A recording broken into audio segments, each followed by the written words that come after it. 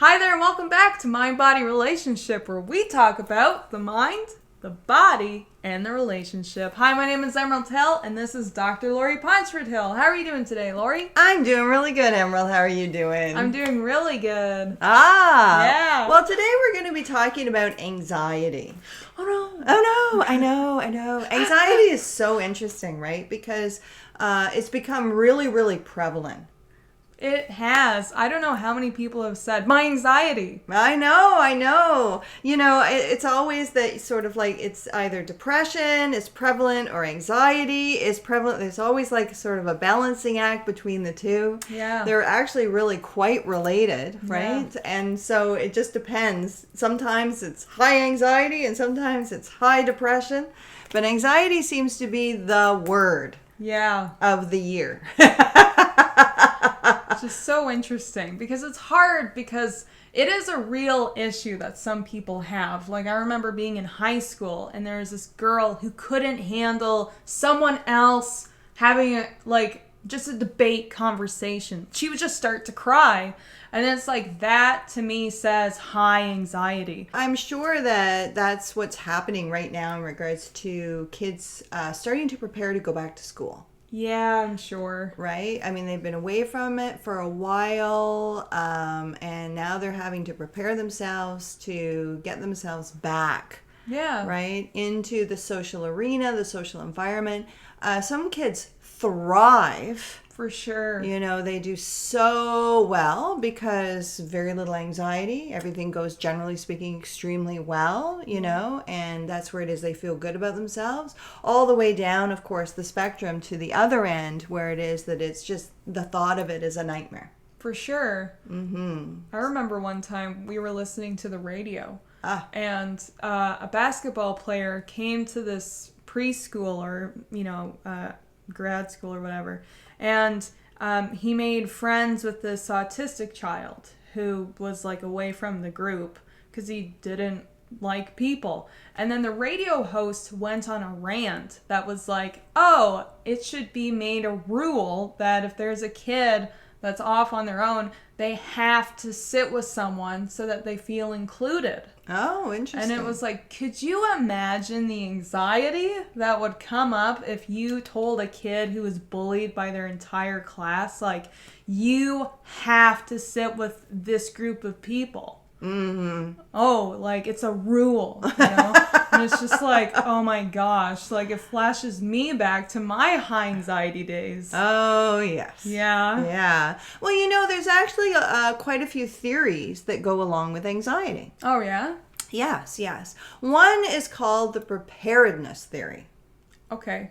Yeah, and so preparedness means that you actually really are prepared biologically to be afraid.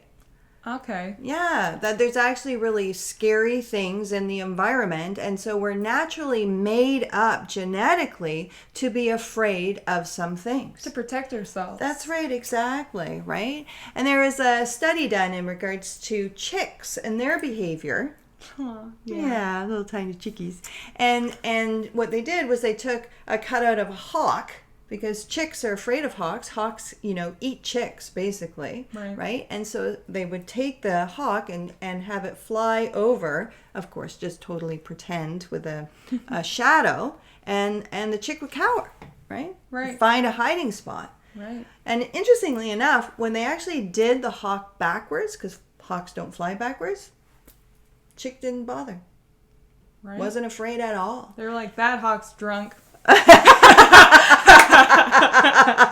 So, I mean, basically, it goes to show that the chick is genetically predisposed, right, to be prepared for threatening things in the environment. Right. Yeah.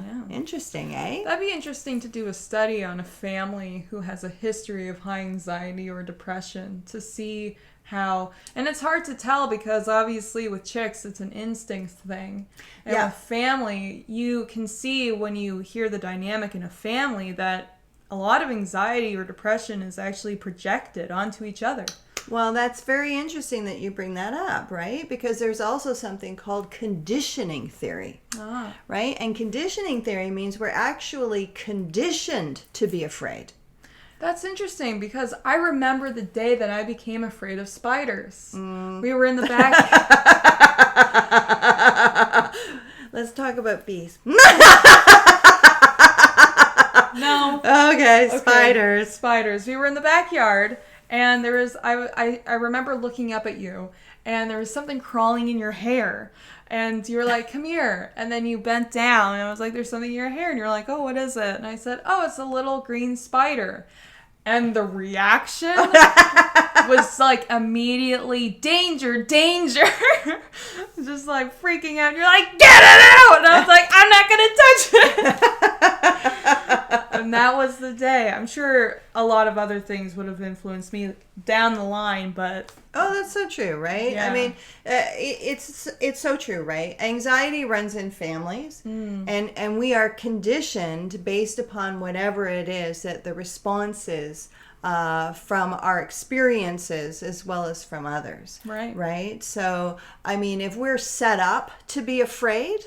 Right? If you do something bad, then this is going to happen. Then you can generalize that, then this is going to happen to all sorts of things. Oh, for sure. Yes, exactly. Right? So that's how it is that we're actually really conditioned, not necessarily in good ways, because the truth is there's also something called mismatch theory. Right. And the mismatch is that the reaction does not match the situation.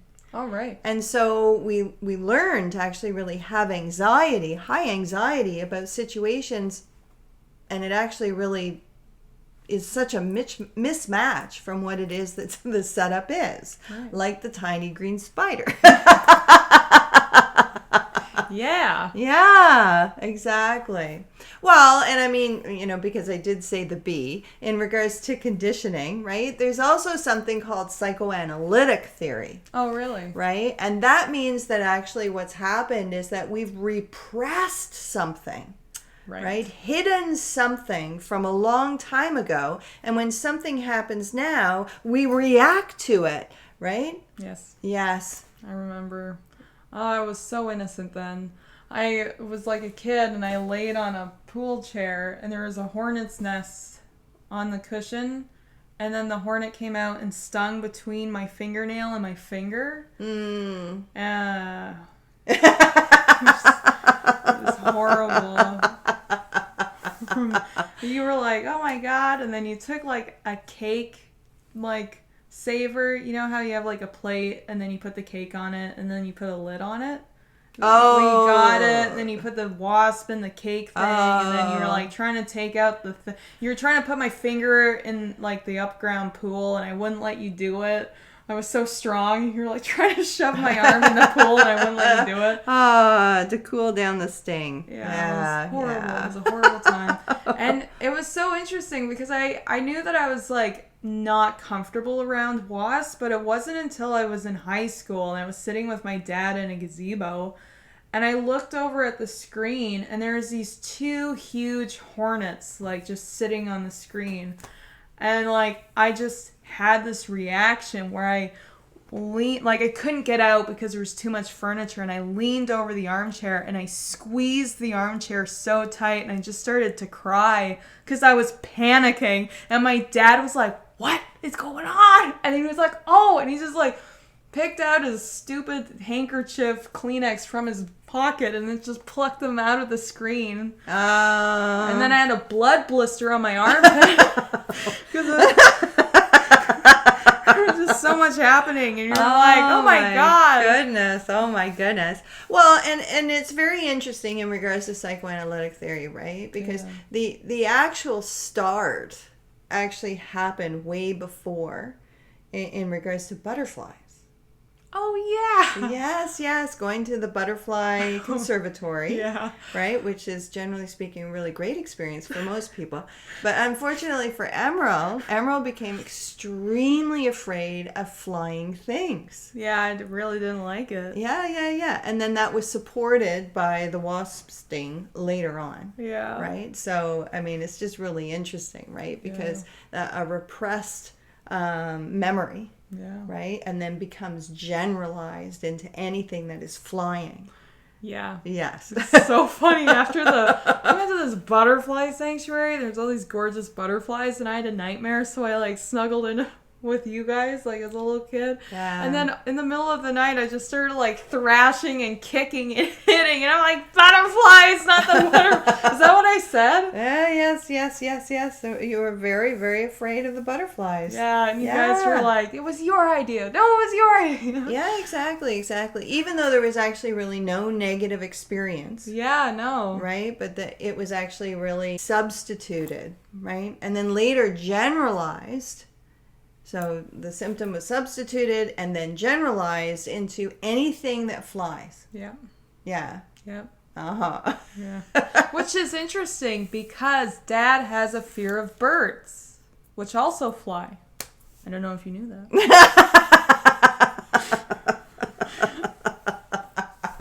It's so funny. Which is actually really true, right? Because you've been conditioned. Yeah. Actually really to be afraid of things that fly. Yeah. So it's interesting how it is that it all correlates together. It really is. Yeah. Even though I have no fear of anything that flies. No, but everything that crawls really fast. Yeah, and it's so interesting, right? Because in regards to substitution, the symptom substitution, in psychoanalytic theory, you don't even have to have a negative experience or any experience of something, right? To actually really have anxiety about it. Yeah. Mm-hmm. And anxiety about something can come from something as small as watching something on TV. Right. Right? Yeah, like a horror movie to do with spiders. Or anything. Or clowns, yeah, whatever. Yep, exactly. And so that brings us to learned behavior theory. Right. And learned behavior is basically that you've actually learned from others how to be. Right? Yeah. I think when I think about that, I think about cutting. Oh, really? Yeah, because it's a way to release anxiety, release depression. And unfortunately, what happens is that kids teach kids how to do it. Right? If you need to release that, then this is how it is that it works for me. And so, that's how it is. We learn from one another how to do things. Right. Yeah. Cutting, eating disorders. That's right, exactly. Yeah. Interesting, eh? I mean, there's whole communities like in high school when kids do it to each other, or the fitness community when they say like, oh, to dehydrate your body, all you have to do is take all of this, stuff that's going to make you flush out all your fluid and things like that. Well, it's so true. I mean, media plays a huge role in that, right? We learn from the images that we see on TV. Right? And how it is that we are supposed to be. Or supposed to act, or that sort of thing, right? Exactly. That's how it is that we learn how to behave, rightly or wrongly. Right? Yeah. So it's just very interesting, right? Just to have a thought about your own anxieties and where it is that they might have come from for you. Right. Yeah. Yeah.